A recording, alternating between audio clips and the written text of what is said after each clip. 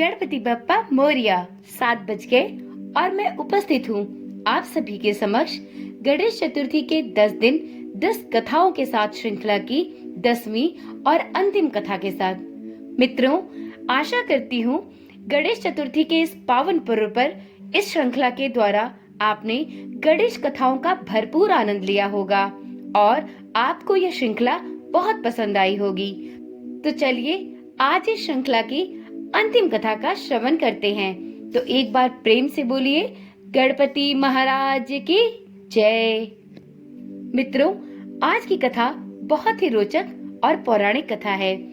आज की कथा में हम जानेंगे कि गणेश जी को लंबोदर क्यों कहा जाता है। मित्रों, ब्रह्म पुराण में यह उल्लेख मिलता है कि गणेश जी माता पार्वती का दूध दिन भर पिया करते थे। उनकी इस आदत को देखकर पिता भोलेनाथ ने एक दिन विनोदी भाव में कह दिया कि तुम इतना दूध पीते हो, कहीं लंबोदर न हो जाओ। भगवान शंकर के इस कथन के बाद से ही गणेश जी का नाम लंबोदर पड़ गया। पुराणों के अनुसार और भी अनेक कथाएं प्रचलित हैं गणेश भगवान के लंबोदर नाम की। तो चलिए सुनते हैं इसी प्रकार की एक और भी कथा। एक असुर था जिसका नाम था अंधकासुर।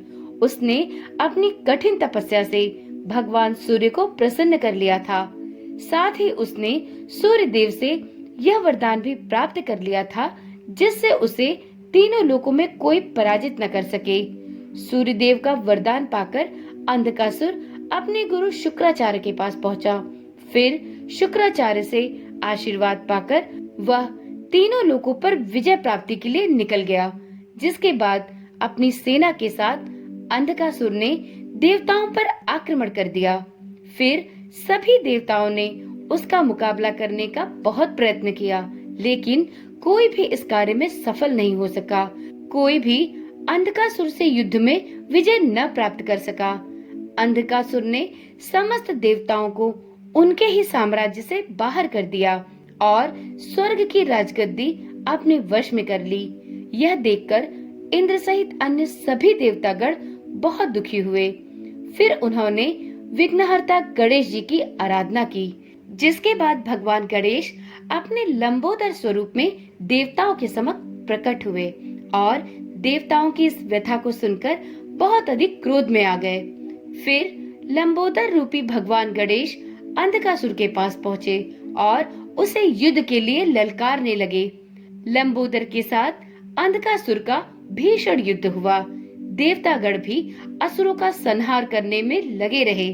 देखते ही देखते अंधकासुर के बड़े बड़े योद्धा मूर्छित होकर जमीन पर गिरने लगे। यह देखकर अंधकासुर को अपनी गलती का एहसास हुआ। पश्चाताप तथा दुखी होकर वह लंबोदर के चरणों में गिर गया। पूरी भक्ति भावना से उनसे क्षमा याचना की और गणेश भगवान की स्तुति करने लगा। जिसके बाद लंबोदर ने उसे अभय दान दे दिया। इस घटना के बाद से ही भगवान गणेश के लंबोदर अवतार की पूजा भी की जाती है। तो एक बार प्रेम से बोलिए गणेश भगवान की जय, गजानन महाराज की जय। तो मित्रों, कैसी लगी यह कथा? आशा करती हूँ आप सभी को गणेश भगवान के लंबोदर कहे जाने की कथा अवश्य पसंद आई होगी। इसी प्रकार की कथाएं और रोचक जानकारियां जानने के लिए इस चैनल के साथ बने रहें। वैसे तो गणेश चतुर्थी के 10 दिन 10 कथाओं के साथ की श्रृंखला आज यहीं पर समाप्त होती है, परंतु इस चैनल के माध्यम से प्रतिदिन दोपहर के 12 से 2 के बीच और शाम को 7 से 8 के बीच में रोज नई नई कथाएं और रोचक जानकारियां दी जाती हैं। यदि आपको इस चैनल पर दी जाने वाली जानकारियां और कथाएं पसंद आती हैं तो अपना प्यार बनाए रखें और इस चैनल पर अवश्य पधारें। चैनल को अभी से सब्सक्राइब कर ले और साथ में नोटिफिकेशन बेल को ऑन करना भी ना भूलें। तो चलिए कल मिलते हैं एक नई वीडियो एक नई जानकारी के साथ। तब तक के लिए ओम नमः शिवाय, जय श्री कृष्णा, राधे राधे।